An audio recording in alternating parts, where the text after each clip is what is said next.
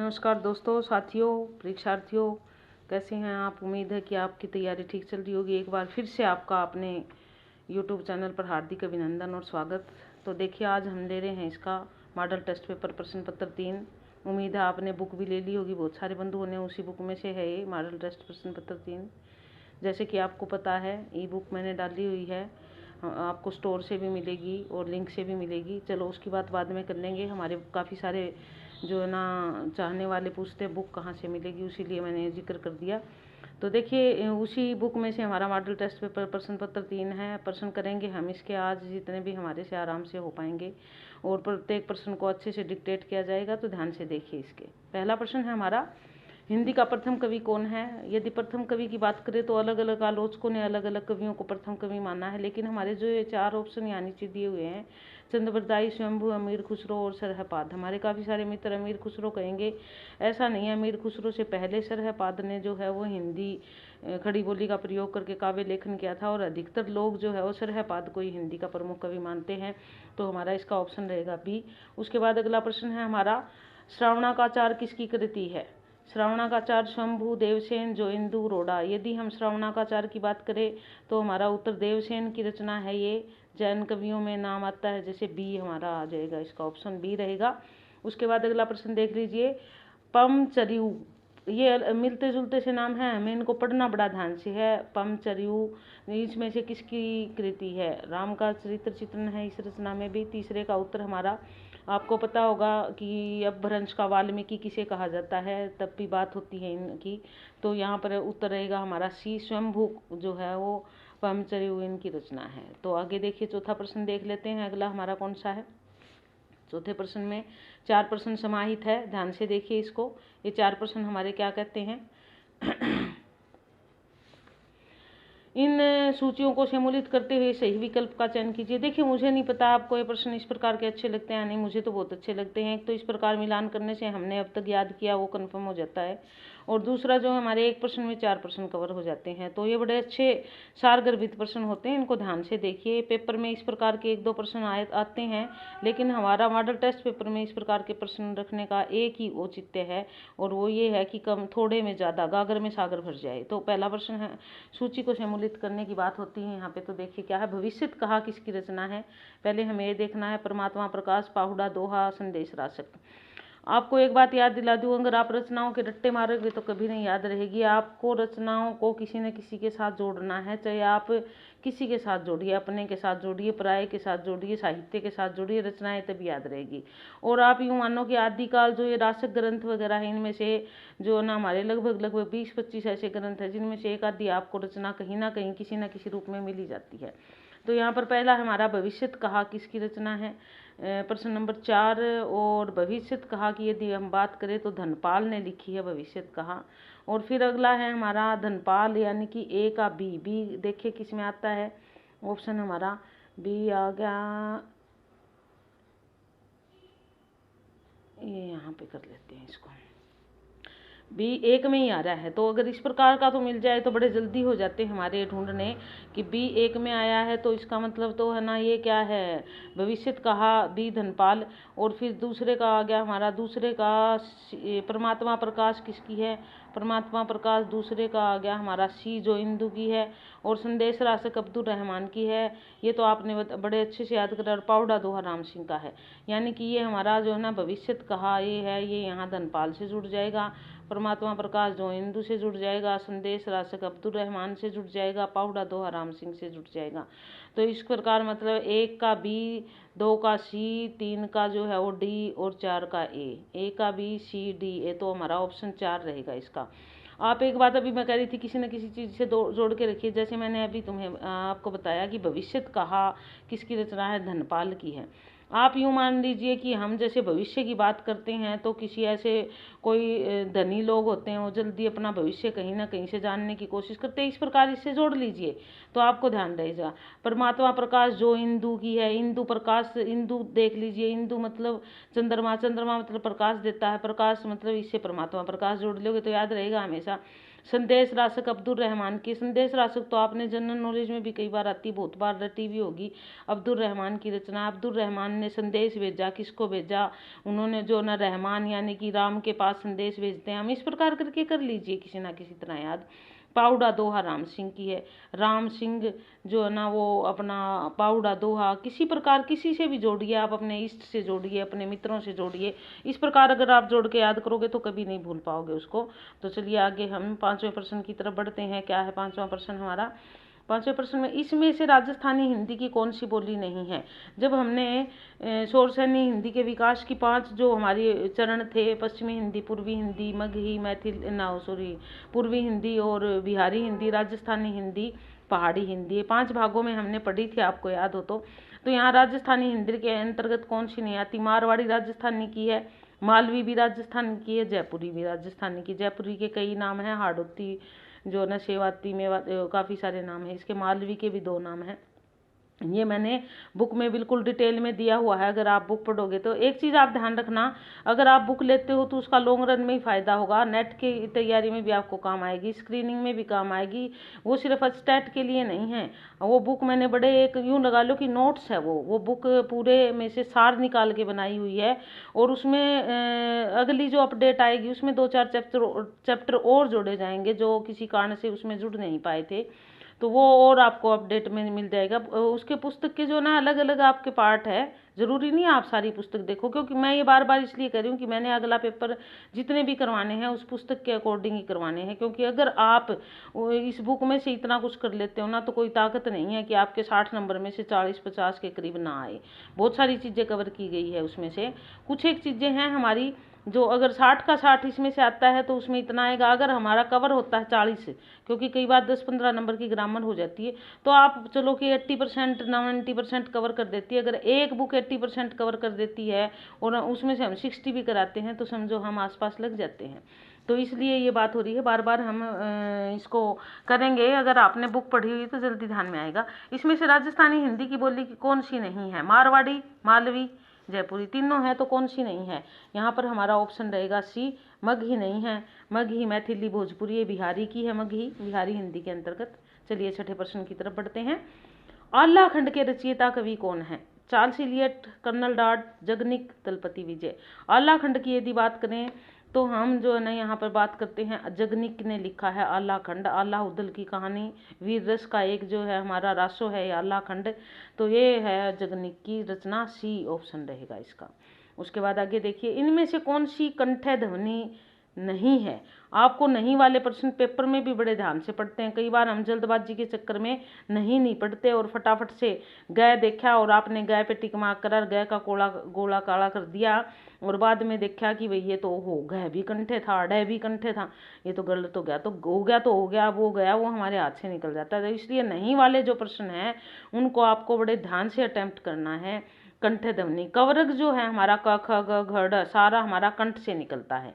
ये जो न उच्चारण का जो एक व्याकरण की अलग से वीडियो बनाई हुई है उसमें बताया हुआ कैसे आप पहचानोगे। हम यहाँ से शुरू हो जाते हैं और बाहर की तरफ आते जाएंगे।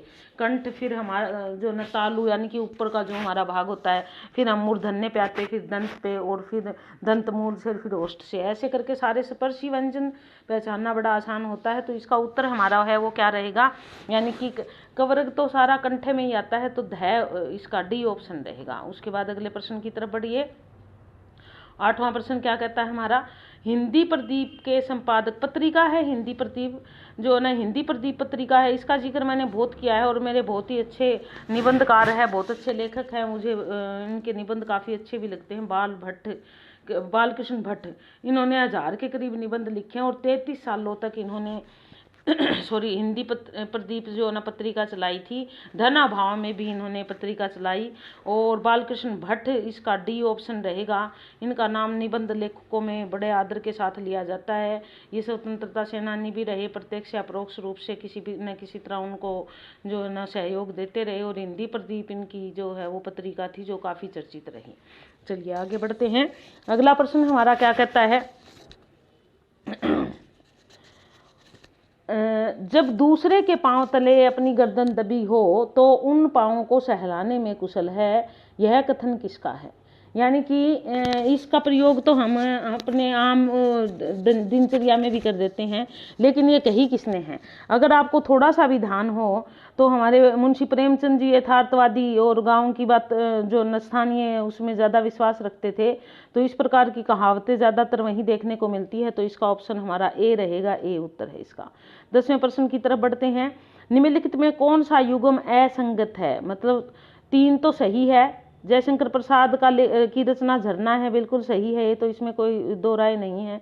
उसके बाद अगला देख लीजिए क्या है हमारा, अगली रचना क्या है। वो कहता है सूर्यकांत त्रिपाठी निराला की अनामिका परिमल, ये सारी जो है किसकी है, सूर्यकांत त्रिपाठी निराला की, ये भी ठीक है। उसके बाद अगला कहता है सुमित्रानंद पंत का साकेत है और महादेवी का निर्जा भी महादेवी की रचना है बिल्कुल, लेकिन साकेत पंत का नहीं है। साकेत मैथिलीशरण गुप्त का है अगर हमें याद है तो इसलिए हमारा इसका उत्तर आएगा सी, पंत। पंत प्रकृति के चितेरे भी कहा जाता है पंत को, सुकुमार कवि कहता है, कोमल हृदय कवि कहा जाता है। इस प्रकार पंत के बहुत सारे नाम हैं। आगे चलिए अगला प्रश्न देखते हैं क्या है। निम्नलिखित कौन सा युग्म असंगत है। फिर 4 प्रश्न आगे हमारे, और ये देखिए यहाँ पर जितने भी लेखक हैं ये हमारे किसी न किसी रूप से एनसीईआरटी की बुकों से भी जुड़े हुए हैं, तो इसको बड़े अच्छे से ध्यान से करोगे आप। निम्नलिखित में से कौन सा युग्म संगत है। 1 सही है, 3 गलत है। विषाद मठ किसकी रचना है। विषाद मठ के लेखक का नाम उपन्यास है। ये विषाद मठ जो है मैं बता दूं आपको, हमारे आंचलिक रचनाकार जिन्होंने कब तक पुकारू जैसे उपन्यास दिए उन्हीं का उपन्यास है विषाद मठ भी। ये शांति निकेतन बंगाल विभाजन पर आनंद मठ से प्रभावित होकर लिखा गया विषाद मठ, और इसके लेखक है रांगे राघव। ठीक है। उसके बाद सुहाग के नुपुर की यदि बात आती है तो सुहाग के नुपुर है अमृतलाल नागर का, जो ऊपर लेखक है हमारे वो अमृतलाल नागर। निर्मल वर्मा वे दिन एक चिथड़ा सुख लालटेन की छत, ये सारी रचनाएं निर्मल वर्मा की है। तो वे दिन जो है +2 के सिलेबस में है, निर्मल वर्मा वे दिन, ये उनकी रचना है निर्मल वर्मा की, तो इसका सी ऑप्शन है। 1 इंच मुस्कान जो है महादेवी वर्मा की है, तो ये भी यहाँ पे गलत है, कमलेश्वर भी, तो ऑप्शन सी सही रहेगा। ये युग्म संगत सही है, यानी कि लेखक और उसकी रचना उनके आमने सामने सही लिखी गई है। तो चलिए आगे बढ़ते हैं, अगला 12वां प्रश्न देख लेते हैं। 12वें प्रश्न में क्या कहता है। रचना काल के आरोही क्रम में व्यवस्थित कीजिए। हमें देखना है आरोही क्रम में रचना काल पहले कौन सी लिखी गई और बाद में कौन सी लिखी गई। बाण भट्ट की आत्मकथा, चारूचंद्र लेख, पुनर्वाह, अनामदास का पोथा। अब इनमें अगर हम देखें तो चारों रचनाओं में बाण भट्ट की आत्मकथा जो है 12वें का, ये सबसे पहले लिखी गई थी, और ये सबसे पहले चारों में से और किसी में भी नहीं दे रखी है, ए में दे रखी है। तो चलिए जी हमारा ऑप्शन तो हो गया ए, 1 से ही मिल गया। बाण भट्ट की आत्मकथा सबसे पहले लिखी थी, और बाण भट्ट की आत्मकथा जो है हमारे लेखक ने कब लिखी थी, 1946 में लिखी थी, यानी कि आज़ाद भारत, जब हमारा भारत आज़ाद हुआ था उससे 1 साल पहले की है, यूँ लगा लो। उसके बाद चारूचंद्र लेख, क्योंकि ऑप्शन हमारा पहले 1 में ही है बाण भट्ट की आत्मकथा, तो यही ऑप्शन है हमारा। और चारूचंद्र लेख की यदि हम बात करें तो ये उन्होंने लिखी 1963 में चारूचंद्र लेख। अनामदास का पोथा की बात करें तो ये 1976 में लिखा गया, और पुनर्वाह की यदि बात करें तो 1973 में। यानी कि ये अगर रचना काल की दृष्टि से यदि हम देखें तो ए ऑप्शन रहेगा, बाण भट्ट की आत्मकथा सबसे पहली रचना थी इनकी। हजारी प्रसाद द्विवेदी की है मित्रों ये सारी रचनाएं, बहुत बड़े लेखक हुए हैं हजारी प्रसाद द्विवेदी, जो महावीर प्रसाद द्विवेदी के भाई थे। और उसके बाद अगला देखिए, रचना काल की दृष्टि से आरोही क्रम में फिर हमारा 4 वाला प्रश्न आ गया, प्रश्नोत्तर आ गया, पहले कौन सी लिखी गई, बाद में कौन सी लिखी गई। यदि उत्तर की यदि हम बात करें, इनमें सब की बात करें तो प्रिय प्रवास सबसे पहले लिखा गया था, तो प्रिय प्रवास है 2 में, यानी कि कामायनी तो ना सॉरी, एक तो हो गया हमारा सी में और एक हो गया ए में। ठीक है, तो प्रिय प्रवास की सबसे पहले लिखा गया, और उसके बाद लिखा गया हमारा अगली रचना है साकेत, और पहले में है कामायनी तो 1935 में लिखी गई थी, और साकेत लिखा गया था 1931 के आसपास, हाँ 1931 में लिखा गया था साकेत, तो इसलिए साकेत पहले आएगा। तो उत्तर हमारे पास उपलब्ध हो गया है, 1935 में कामायनी थी और लोकायतन तो बाद का है, तो सी इसका ऑप्शन हो गया हमारा सी, 13वें का ऑप्शन रहेगा सी।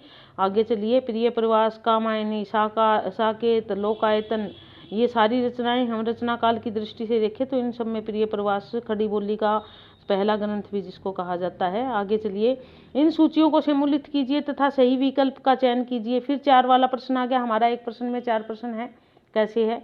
बीसलदेव रासो किसकी है रचना? अगर हम इनको देखें, यही आ गई आदिकालीन रचनाएं, मैंने आपको कही थी 15-20 एक रचनाएं हैं, उनको अगर अच्छे से याद करते हैं हम तो हमारा एक आधा प्रश्न तो कवर हो ही जाता है। उसमें बहुत बार आता है पेपर में, कभी कभार ऐसा होता है ना टच किया जाए।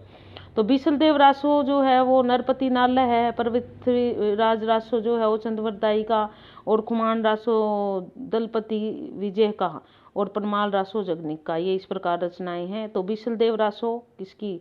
बीसल सिट्टी किसने मारी, यानी कि बीसल इंग्लिश में अगर करें हम तो नर मनुष्य ही बजा सकता है, पशु तो बजा नहीं सकते। तो इस प्रकार जोड़ लीजिए, इससे नरपति हो गया, नरपति नाल्य। पृथ्वीराज रासो का तो चंद्रवरदाई है, ये तो हमें बिना याद करे भी शायद अच्छे से याद होगा क्योंकि एमए के सिलेबस में भी था। खुमान रासो दलपति विजय का है। देखिए दलपति हमारे यहाँ हरियाणा में तो दलिया बनता है भाई, और दलिया कई लोग खुमान लगा के भी बनाते हैं अच्छे से बंद करके, ताकि सीजदार है वो आरम है। तो इस तरह करके इसको याद कर लीजिए, दलपति विजय खुमान रासो ऐसे हो जाएगा। और फिर परमाल रासो जगनिक। अब सब दूसरों की, परम मतलब दूसरे कौन है? दूसरे तो संसार वाले ही होते हैं, संसार में जगनिक जुड़ गई चारों रचनाएं। और अगर इस तरह याद कर लोगे तो कभी नहीं भूल पाओगे, सपने में भी। याद करने का सबसे अच्छा तरीका ये तो मैंने अपने तरीके से बताया, आप अपने तरीके भी बना सकते हो। तो इस प्रकार 4 हमारे प्रश्न हो गए, 4 रचनाएं अच्छी पक्की हो जाएगी अगर करोगे तो हमारा उत्तर जो है वो क्या था? ए का बीसलदेव रासो, ए का सी था। ए का सी किसमें है? ये बी में, बी ऑप्शन आ गया हमारा, तो हाँ इसका उत्तर रहेगा ये। ठीक है, उसके बाद आगे बढ़िए, कौन सी रचना है, क्या है अगला प्रश्न हमारा। इससे पहले मैं आगे बढ़ूँ, जो भी हमारे नए बंधु आए हैं वो चैनल को सब्सक्राइब करें, अपने इष्ट मित्रों के पास भेज दे ताकि उनका भी भला हो जाए।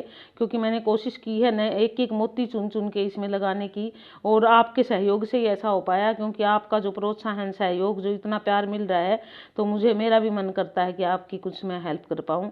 और यकीन मानिए आप लगातार लगे रहिए बिना रुके। अगर आप दिन प्रतिदिन समय बांध कर काम करते हैं तो ज़रूर आपका स्टेट क्वालिफाई हो जाएगा। क्योंकि मुझे नहीं लगता स्टेट पास करना कोई बहुत इतना बड़ा अवरोध है। बस ज़रूरत है हमें निरंतर प्रयास की और काम करने की। तो चलिए देखते हैं हमारा मॉडल टेस्ट पेपर 3 का 15वां प्रश्न।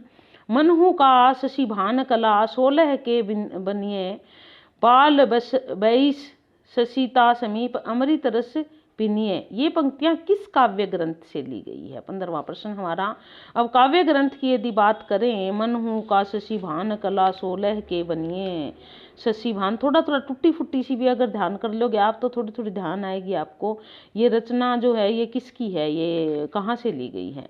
तो ये पृथ्वीराज रासो की पंक्तियां हैं। पृथ्वीराज रासो चंद्रवरदाई जी ने जो लिखा था उसकी रचना है। पृथ्वीराज जी का वर्णन यहाँ पे किया है, जिसमें पृथ्वीराज के जीवन के बारे में है और उनकी जो संयोगिता पत्नी थी उसके बारे में है। महाग्रंथ, वृहत ग्रंथ, एक बहुत छोटा, एक मध्यम, 3 प्रकार के ग्रंथ उपलब्ध होते हैं, उसी में से ली गई है पंक्ति। तो इसको तो मैं आपको ये नहीं कहूँगी किसी को जोड़ के, क्योंकि पंक्तियों का कोई और छोर नहीं है, वो तो आप सतत प्रयत्न से ही पता लगा सकते हो। मुख्य कुछ पंक्तियां हम देख सकते हैं और इतनी पंक्तियां याद करना असंभव है, लेकिन जो मुख्य होती है दरअसल पेपर में वही दी जाती है। तो उसके बाद 16वां प्रश्न देख लीजिए क्या कहता है। इनमें से कबीर की जन्म तिथि क्या है? कबीर जी के बारे में पूछा गया है, उनकी जन्म तिथि के बारे में पूछा गया है। 16वां प्रश्न हमारा 1398 ईस्वी, 1455, 1450 और 1375। देखिए 1400 तो है नहीं, हमें पता है, हम 1398 और 1375 में कंफ्यूज हो सकते हैं। तो कबीर की जो जितने भी निकलते हैं अनुमानित, उनके अनुसार अगर आसपास बैठती है तो 1398 ईस्वी मानी गई है। अधिकतर विद्वान 1398 ईस्वी मानते हैं कबीर का जन्म। उसके बाद इनमें से गुरु नानक जी का जीवन काल क्या है, यानी कि कब उनकी मृत्यु हुई थी और कब उनका जन्म हुआ था। भक्तिकालीन कवि है गुरु नानक, निर्गुण भक्त कवि है गुरु नानक जी भी, जिन्होंने जो सिख धर्म की स्थापना की थी। यदि हम बात करें तो 1460, 1450, साढ़े 1400 है, तो 1469 से लेके और 1528 ईस्वी तक 1538 ईस्वी तक उनका जन्मकाल रहा। 1469 में वो जन्मे थे और 1538 में उनकी मृत्यु हो गई। तो बी ऑप्शन इसका उपयुक्त रहेगा। 17वें का बी। बाजी ये 18वें पे आचार्य रामचंद्र शुक्ली नहीं है, शुक्ल है ये, यहाँ पर ये जो है ये गलती से ली टाइप हो रहा है, शुक्ल है। इनमें से किस सूफी काव्य परंपरा का पहला कवि माना है? किसे? इनमें से किसे आएगा यहाँ पे, इसे किसे कर ले। सूफी काव्य परंपरा का पहला कवि कौन मानते हैं? आचार्य रामचंद्र शुक्ल जी। 18वें प्रश्न का कुतुब्बन मंजन नूर मोहम्मद जायसी। कुछ लोग मंजन को मानते हैं, लेकिन यदि रामचंद्र शुक्ल जी की बात करें तो वो कुतुब्बन को मानते हैं सूफी परंपरा का पहला कवि, तो ए आ जाएगा। ठीक है, उसके बाद चलिए आगे बढ़ते हैं। 19वां प्रश्न देख लेते हैं। 19वां प्रश्न क्या कहता है हमारा, चंद छंद वर्णन की महिमा के लेखक कौन है? चंद छंद वर्णन की महिमा, जिसको हम कहते हैं कि हिंदी साहित्य का ये पहला, खड़ी बोली का एक पहला जो ना प्रमाणिक ग्रंथ मिलता है, कुछ इस प्रकार की बात हमने की थी। और बुक में और दूसरे चैप्टर में भी मैंने आपको डिटेल में ये बात करवाई हुई है कि चंद छंद वर्णन की महिमा के लेखक कौन है और ये किस प्रकार की, किस पे लिखी गई थी। यदि 19वें की बात करें तो हम गंग कवि जो है, इसके बी ऑप्शन आएगा, गंग कवि की रचना है। आज देखिए 20वां प्रश्न क्या कहता है, इन लेखकों में से कौन आगरा का रहने वाले गुजराती ब्राह्मण था? बहुत ही इंपॉर्टेंट है और इसका मैंने जिक्र भी एक जगह किया है जब मैंने हिंदी साहित्य का, हिंदी भाषा का विकास करवाया था एक वीडियो में। आप पुरानी वीडियो चैनल पे जाके देख सकते हैं। तो देखिए क्या है, इन लेखकों में से कौन आगरा का रहने वाला गुजराती कवि था तो आगरा में रहता था, लेकिन था वो गुजराती। लल्लू लाल, सदल मिश्र, लक्ष्मण सिंह या कोई नहीं। 20वें प्रश्न की यदि बात करें तो लल्लू लाल जी थे जो आगरा के रहने वाले गुजराती कवि, गुजराती ब्राह्मण थे, कवि नहीं है, सॉरी ये बोलने में थोड़ी वो होगी, वो गुजराती ब्राह्मण थे और रहते थे आगरा में, तो ये ए आ जाएगा इनका। लल्लू लाल का जिक्र आया था, फोर्ट विलियम कॉलेज की जब बात हुई थी तो लल्लू लाल का भी जिक्र आया था वहाँ पे। सदादर्श के संपादक का नाम बताइए। सदादर्श पत्रिका है और इनके संपादक का नाम लाला श्रीनिवास दास। हाँ बिल्कुल, सी ऑप्शन रहेगा। सदादर्श श्रीनिवास दास की जो है वो है, सी ऑप्शन है इसका, 21वें का सी। उसके बाद 22वें का देख लेते हैं। 22वां क्या है हमारा, सदादर्श पत्रिका थी, इसके बारे में भी हमने पत्र पत्रिकाओं में पढ़ा था जब सदादर्श की भी बात की थी। तप्ता संवरण नाटक के लेखक कौन है? तप्ता संवरण किसकी रचना है, यानी कि 22वां प्रश्न हमारा, तप्ता संवरण भी भारतेंदु हरिश्चंद्र की नहीं, राधा कृष्ण दास, बालकृष्ण भट्ट की भी नहीं है। अब रह गया ऑप्शन हमारा बी और सी, और इसमें से बी लाला श्रीनिवास दास का है तप्ता संवरण, बी ऑप्शन आएगा। 23वें का ये हमारा 23वां प्रश्न किसी कारण से टाइप नहीं हो पाया, जिस भी टाइपिस्ट ने हमारे किया तो छोड़ दिया इसको, तो हम छोड़ देते हैं क्योंकि प्रश्न कौन सा था हमें पता नहीं है यहाँ पे। 24वें की बात कर लेते हैं हम। 24वां प्रश्न क्या कहता है, निम्नलिखित पंक्तियों को उनके लेखकों के साथ सम्मिलित कीजिए। अब 24वां प्रश्न फिर हमारा 4 उसका आ गया कि कौन कौन सी पंक्तियाँ किसकी सन, ये जो ना काफ़ी महत्वपूर्ण पंक्तियाँ हैं। तो इसमें देखिए पहला आता है हमारे, जागो फिर एक बार, अलग है इष्ट अंत अनमोल, मधुर मधुर मेरे दीपक जल, वेदना तू भी भली बनी। अगर आप मधुर मधुर मेरे दीपक जल, अगर 6ठी 7वीं 8वीं या किसी भी क्लास को तो आप पढ़ाते हो, तो कहीं ना कहीं इसकी जो है पहले एक रचना, अब तो नहीं है, सिलेबस से हट गई है वो, पहले पता नहीं कौन सी 8वीं 9वीं तक कौन सी क्लास में थी, मैंने भी पढ़ाई है एक आध बार बच्चों को ये, मधुर मधुर मेरे दीपक जल, ये महादेवी वर्मा की है, सी का ऑप्शन। यदि हम ले नीचे इसके कूट देख लेते हैं, सी में महादेवी वर्मा 2 आ जाएगा। आप यूं करके देखो, जब हमें सारी पंक्तियों का पता नहीं है तो एक आधी का भी पंक्ति का पता होता है, तो हम उसको एक बार ढूंढ लें। अब देखिए एक से ही हमारा उत्तर मिल गया, हमें कई बार तो नहीं मिलता लेकिन यहाँ मिल गया, यानी कि पहले का 3 है, पहले का 3 पहला देख लेते हैं क्या, जागो फिर एक बार, सूर्यकांत त्रिपाठी निराला। सूर्यकांत त्रिपाठी निराला की इस प्रकार बहुत कविता है, जागो फिर एक बार, जैसे कि उन्होंने एक हमारे सिलेबस में है बादल राग, उसमें भी उन्होंने एक बार ये बात कही है, जागो फिर एक बार, सत श्री अकाल भाल अनल धक धक कर जरा, इस प्रकार करके उन्होंने इस पंक्ति का जिक्र किया है। तो पहले का तीसरा हो गया हमारा। उसके बाद वेदने तू भी भली बनी, ये जो है हमारा, यदि इन सारे कवियों की बात करें तो फिर देख लीजिए बी ऑप्शन था हमारा इसका। तो तीसरे का रहेगा चौथा पंत, और 24वें का बी, ठीक है, और बी का नहीं, बी का रहेगा चौथा, बी मतलब अलग है इष्ट अंत, इसका चौथा पंत, और वेदने तू भली, डी का ऑप्शन का हमारा एक रहेगा, यानी कि मैथिली शरण गुप्त।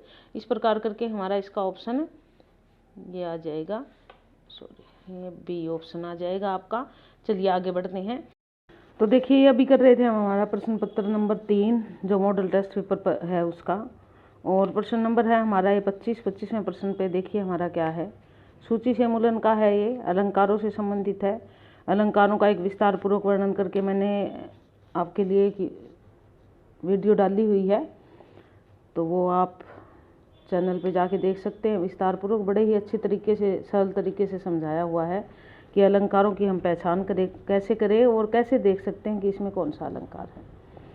तो चलिए आगे बढ़ते हैं। इससे पहले कि आगे बढ़ें, अगर आप नए हमारे दर्शक हैं तो चैनल को सब्सक्राइब अवश्य करें और लाइक करें, अपने बंधुओं को, मित्रों को, अपने जानकार को शेयर करें, क्योंकि आपके प्रोत्साहन से ही आगे बढ़ने का दिल करता है और इसी कारण हमारा चैनल जो है आगे बढ़ रहा है और आपका आशीर्वाद प्यार बना रहे।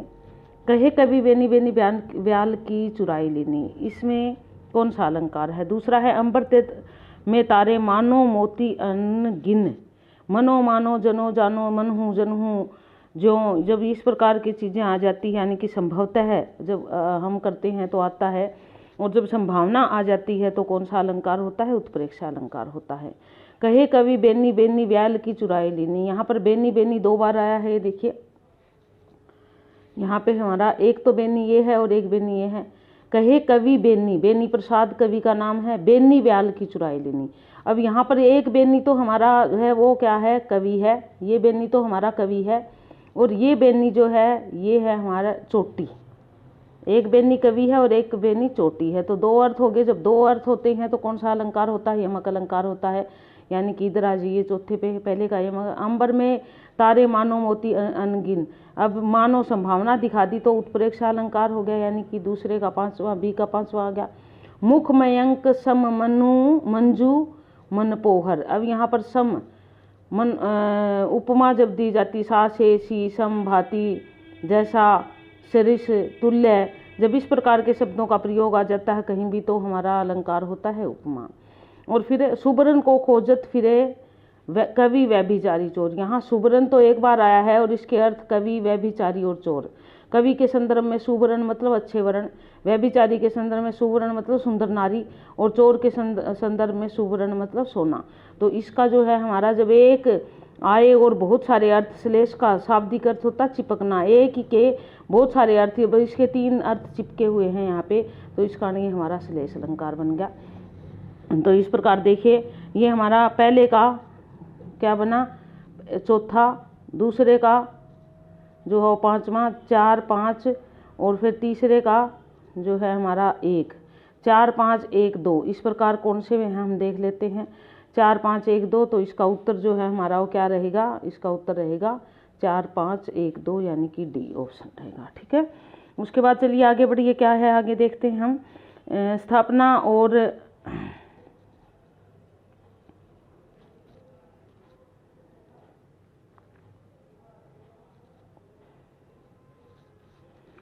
तो बड़ा गड़बड़ सा काम है। अगला हमारा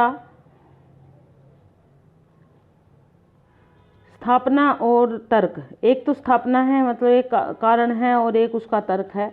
हिंदी में लक्षण ग्रंथों की परिपाटी पर रचना करने वाले जो सैकड़ों कवि हुए हैं वे आचार्य कोटि में नहीं आते, क्योंकि आचार्यत्व के लिए जिस सूक्ष्म विवेचन शक्ति एवं पर्यालोचन शक्ति की आवश्यकता होती है उसका अभाव इनमें था, यानी कि सभी आचार्य के कोटि में नहीं आते। दूसरा है एक दोहे में पर्याप्त लक्षण, 26वां प्रश्न हमारा, एक दोहे में पर्याप्त लक्षण देकर ये रीतिकालीन कवि उदाहरण देने में प्रवृत्त हो जाते थे। बिल्कुल ठीक है। परिणामतः अलंकार आदि स्वरूप का ठीक ठाक बोध नहीं होता, अतः वे नीरे कवि ही है। अब देखा जाए तो सारे तो आचार्य नहीं है, तो पहला एक कथन तो बिल्कुल सही है। दूसरा जो है इसके देख लेते हैं उत्तर क्या है। ए और आर गलत है, और आर गलत है, ए सही है और आर अंशतः सही है। अब यह अलंकार आदि स्वरूप का ठीक ठाक बोध नहीं होता है, वे नीरे कवि है। हाँ बिल्कुल है ये, तो ए और आर दोनों सही है। 26वें का उत्तर हमारा रहेगा, ये रहेगा, क्या रहेगा? 1। ठीक है, तो चलिए आगे बढ़ते हैं 27वें प्रश्न की तरफ। ये फिर हमारा स्थापना वाला और तर्क वाला आ गया। फिर इसमें क्या कहता है 27वां प्रश्न, प्रेमचंद पूर्व लिखे गए उपन्यास प्रधानतः सुधारवादी एवं उपदेशवादी प्रवृत्ति से परिचालित थे, उनका प्रधान उद्देश्य मनोरंजन था। ये लाइन कई बार पूछ भी ली जाती है कि ये कब के अलंकारों उपन्यासों में थी, बहुत ही इंपॉर्टेंट पंक्ति है। अब देखिए, तो ये इम्पोर्टेंट पंक्ति है और पूछ भी ली जाती है तो स्वाभाविक है, ए तो सही है ही हमारा, यानी कि ए में तो कोई डाउट नहीं है। अब तर्क क्या है इसका, देखिए तर्क क्या कहता है। यह हिंदी उपन्यास का प्रारंभिक चरण था तथा सभी उपन्यास कला अपनी शैशवावस्था में ही थी। इस काल के उपन्यासकारों ने उपन्यास को जीवन की विविध समस्याओं से जोड़ दिया। उक्त कथनों के आलोक में हमें देखना है, ए सही है और आर आंशिक सही है, बी उत्तर रहेगा इसका, क्योंकि जीवन की विविध समस्याओं से जोड़ दिया, ये ठीक है। आंशिक सही इसलिए कहा है इसको कि देखिए सभी उपन्यास कला अपनी शैशवावस्था पर थी, ये तो ठीक है। इस काल के उपन्यासकारों ने उपन्यास को जीवन के विविध समस्याओं के साथ साथ दूसरों में वर्णन किया है, तो इसलिए इसको हम आंशिक सत्य कहेंगे, यानी कि ए सही है और आर आंशिक सत्य है, बी उत्तर रहेगा इसका। चलिए आगे बढ़ते हैं हम 28वें प्रश्न पर। फिर स्थापना और सूफी कवियों के ने भारतीय घरों में प्रचलित ऐसी कथाओं को अपने काव्य का आधार बनाया जो लोकप्रिय प्रेम कथाएं थी। इनके माध्यम से उन्होंने अपने सिद्धांतों का प्रचार किया। तर्क क्या, सूफी काव्य मसनवी शैली में लिखे गए हैं, किंतु उनमें प्रेम का लौकिक स्वरूप ही है, अलौकिक स्वरूप ही है, लौकिक नहीं है। अब यहाँ पर हमारा 28वां प्रश्न पूछा गया है, क्या सही है इसमें। अब यहाँ पर भी अगर देखें तो देखिए सूफी काव्य मसनवी शैली में तो लिखे गए हैं अधिकतर, किंतु उनमें प्रेम का अलौकिक रूप ही है, लौकिक रूप नहीं है। हम इस बात को, अलौकिक तो है ही है लेकिन लौकिक रूप नहीं मिलता, इसको नकार नहीं सकते, तो इसलिए हमारा आधा सही आधा गलत, इसको पूर्ण रूप से सही नहीं कहेंगे, तो इसका उत्तर भी हमारा क्या रहेगा, ए सही है और आर आंशिक है, हमारा सी रहेगा। जब हमें एक कथन के बारे में पता चल जाता है वो सही है या गलत है, तो फिर दूसरे कथन को ये देखिए कि वो उसी संदर्भ में है या नहीं है। उसके बाद अगला प्रश्न देख लीजिए। अगला प्रश्न क्या कहता है, 28वां प्रश्न हमारा, काव्य कला तथा अन्य निबंध किस निबंधकार का निबंध है। काव्य कला तथा अन्य निबंध बहुत ही इंपॉर्टेंट है, 29वां प्रश्न हमारा, और इसका देख लेते हैं हम किसका है। ये इलाचंद्र जोशी का नहीं है, जनेंद्र का, अज्ञे का, जयशंकर प्रसाद का। 29वें प्रश्न का उत्तर हमारा जयशंकर प्रसाद ही रहेगा, क्योंकि ये जयशंकर प्रसाद जी का ही है, तो इसका उत्तर ऑप्शन रहेगा जयशंकर प्रसाद, 29 का बी। उसके बाद 30वां देख लीजिए, श्रृंखला की कड़ियाँ किसकी कृति है, किसकी रचना है श्रृंखला की कड़ियाँ। तो रघुवीर सहाय, कुबेरनाथ राय, अज्ञे, महादेवी वर्मा। श्रृंखला की कड़ियाँ जो है महादेवी वर्मा की रचना है, सी ऑप्शन रहेगा इसका। उसके बाद है कुटज निबंध किस वर्ग में आएगा, यानी कि किस प्रकार का निबंध है कुटज। 31वां प्रश्न हमारा, कुटज निबंध किस प्रकार का निबंध है देख लेते हैं हम। विचारात्मक, वर्णात्मक, ललित निबंध और समीक्षात्मक। तो ये कुटज जो है ये ललित निबंध है, महावीर प्रसाद हजारी प्रसाद द्विवेदी ललित, ये है हमारा सी ऑप्शन आएगा इसका। उसके बाद अगला देख लीजिए 32वां प्रश्न, पुष्प की अभिलाषा नामक कविता के रचयिता कौन है। मुझे तोड़ लेना वनमाली उस पथ पर देना तुम फेंक, मातृभूमि पर शीश चढ़ाने जिस पथ जावे वीर अनेक। तो यहाँ पर पूछा है हमारा कि ये किस इसके कवि का नाम है, या तो आपको पता ही होगा, एक भारतीय आत्मा के नाम से भी जाना जाता है, जिनको राष्ट्रीय काव्य धारा के कवि हैं हमारे, तो वो डी ऑप्शन रहेगा, माखनलाल चतुर्वेदी। उसने कहा था कहानी के लेखक कौन है, लेखक का नाम ही बताना है हमने। कई बार इसमें ये भी पूछ लिया जाता है, उसने कहा कहानी में किस प्रकार के प्रेम की व्यंजना है, अशरीरी प्रेम है, और चंद्रधर शर्मा गुलेरी जो है इसके लेखक है, बुद्धू का कांटा, और उसने कहा था बहुत ही प्रसिद्ध उनकी जो है रचनाएं हैं, काफ़ी ख्याति मिली है उन चंद्रधर शर्मा गुलेरी को इनसे। उसके बाद अगला देखिए, इनमें से आंचलिक कहानी कौन सी है। आंचलिक मतलब ग्रामीण पृष्ठभूमि से। सती, 34वां प्रश्न हमारा, सती अपना अपना भाग्य बहादुर पंच लाई। अब यहाँ पर सती बहादुर ये तो दोनों नहीं है, अपना अपना भाग्य और पंचलाई, तो इसका डी ऑप्शन रहेगा। पंचलाई जो है वो ग्रामीण अंचल की कहानी है, आंचलिक कहानी है इसमें, 34वें का डी। 35वें का क्षण बोले कण मुस्काए किस विधा की रचना है। देखिए हमारे जो नहीं इस जिसकी भी ये रचना है, ये मैं बता देती हूँ आपको, ये लेखक 10वीं के सिलेबस में है, और इसलिए ये रचना और भी ज़्यादा इम्पोर्टेंट बन जाती है हमारी कि ये किसकी रचना है। ये यूँ भी बन जाती है और ये इसलिए भी बन जाती है कि इसके किस विधा के अंतर्गत आती हैं। क्षण बोले कण मुस्काए 35वां प्रश्न हमारा। तो ये एक रिपोर्टाज है हिंदी में, जैसे इंग्लिश में रिपोर्ट होती है, हिंदी में इसी प्रकार रिपोर्टाज लिखे जाते हैं। लिखे तो कम गए हिंदी में रिपोर्टाज, लेकिन लिखे गए, हम ये नहीं कहते नहीं लिखे गए।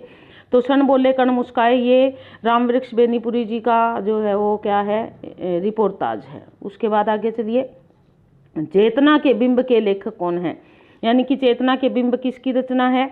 नंद दुलारे वाजपेयी, नामवर सिंह, सुमित्रानंद पंत, डॉक्टर नगेंद्र। चेतना के बिंब डॉक्टर नगेंद्र की है, इसका ऑप्शन भी 36वें का डी रहेगा हमारा, ये डी ऑप्शन आएगा। प्लाट का मोर्चा बहुत ही इंपॉर्टेंट है दोस्तों, कई लोग तो कहते हैं कि इसका अपने आप में ये एक प्लाट का मोर्चा है ना, पहला रिपोर्टाज था।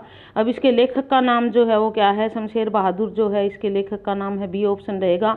शमशेर बहादुर भी इसीलिए इम्पोर्टेंट बन जाते हैं क्योंकि 10वीं के सिलेबस में उनका भी जिक्र है, तो इसलिए उनको भी हम अच्छे से करेंगे, शमशेर बहादुर सिंह को भी। उसके बाद 38वां प्रश्न देख लीजिए हमारा क्या है, इसमें अज्ञेय की कृति कौन सी है, हमें अज्ञेय की रचना ढूंढनी है। अज्ञेय जी ने तीनों सप्तकों का जो है वो संपादन किया, पहला सप्तक नातार सप्तक, दूसरा सप्तक और तीसरा सप्तक और चौथा सप्तक। तो इस प्रकार सप्तकों के लेखक है हमारे, संपादक है अज्ञेय जी। यहाँ पर अज्ञेय की मृत्युंजय रविंद्र, स्मृति रेखा, स्मृति की रेखाएं, अतीत की परछाई। ठीक है, इसको कर देते हैं हम इधर और हमारे प्रश्न देखते हैं हम आराम से इधर। मृत्युंजय रविंद्र प्रश्न नंबर हमारा 38वें का उत्तर क्या है, हम पहले तो ये देख लेते हैं। अज्ञेय किसकी है, स्मृति रेखा जो है वो अज्ञेय की रचना है। 38वें का ऑप्शन हमारा रहेगा बी, स्मृति रेखा।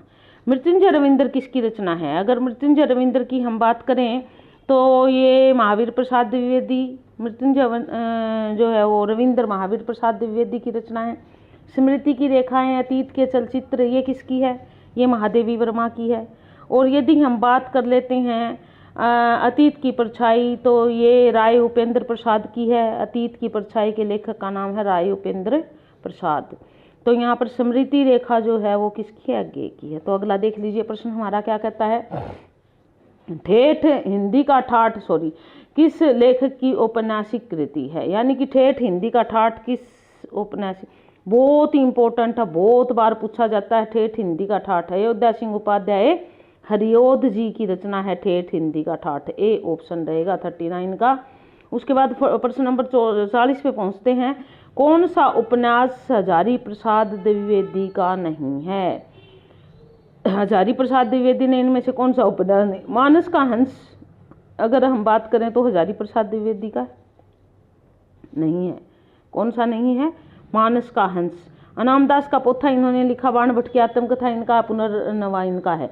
तीनों उपन्यास काफ़ी फेमस है और ये बहुत कई बार पेपरों में टच भी किए जाते हैं इनको। तो हजारी प्रसाद द्विवेदी के 3 उपन्यास, अनामदास का पोथा, पुनर्नवा और बाण भट्ट की आत्मकथा यहाँ दिए गए हैं। एक चौथा 40वां पूछा गया है, एक इसका है मानस का हंस जो है वो अमृतलाल का है, अमृतलाल नागर का, और ये तुलसी के जीवन पर है। मानस का हंस तुलसीदास जी के बारे में है और इस प्रकार इसका ऑप्शन रहेगा ए। अब 41वां आज ये एक में 4 प्रश्न आगे हमारे। 41वां प्रश्न भौगोलिक क्षेत्र के आधार पर, यानी कि कौन से क्षेत्र में कौन कौन सी बोलियां बोली जाती है, उस आधार पर ये हमारा अगला प्रश्न है।